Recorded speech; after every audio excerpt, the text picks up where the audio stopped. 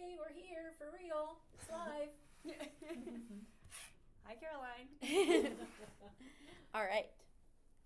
It was my pleasure to be a knotweed control project intern this semester. For my deliverables, I completed a field safety protocol. I completed an activities and uses for knotweed document.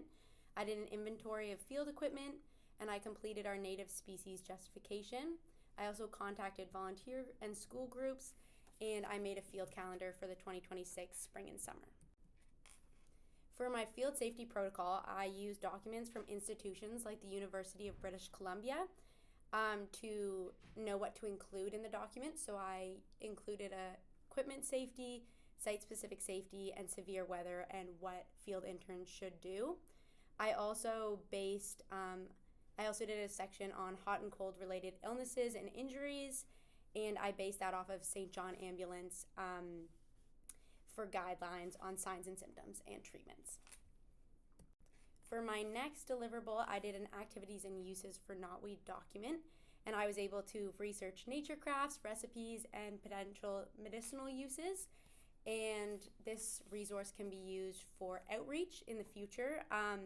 For example, if we go and teach a school about knotweed and invasive species, we could do a nature craft with them to engage them further. I then completed a field equipment inventory, which included tools and fieldwork supplies, educational materials, and I also did an inventory of our first aid kit. And in the future, field interns can use it as a checklist for their field work to make sure that they have all their things before going to sites.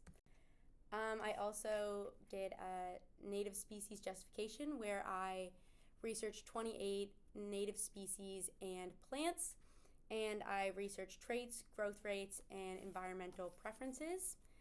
Some plants that stood out to me, one of the strong competitors was the staghorn sumac. It's already growing near knotweed at our Lake Bannock sites. It forms dense colonies, and it has a very fast growth rate, which I think might make it a good strong competitor. Another strong competitor was the Virginia creeper. It has very ambitious growths, and it grows over infrastructure and other plants. And it can grow in a variety of sun conditions. Some weaker competitors was the creeping juniper. It is very susceptible to pests and fungal diseases, and it might require more maintaining than we might be able to give in our project. And the dwarf cinquefoil and elderberry species are very susceptible to root competition, and would require like a very, very strong removal of knotweed roots beforehand because of how fierce their roots compete with other plants. For my next deliverable, I reached out to 10 potential volunteer organizations and schools and drafted an email that was sent out to them. In the future, this will be used in the spring and summer for volunteers to help out with field work, and it can also be used as a future outreach tool to help find volunteers.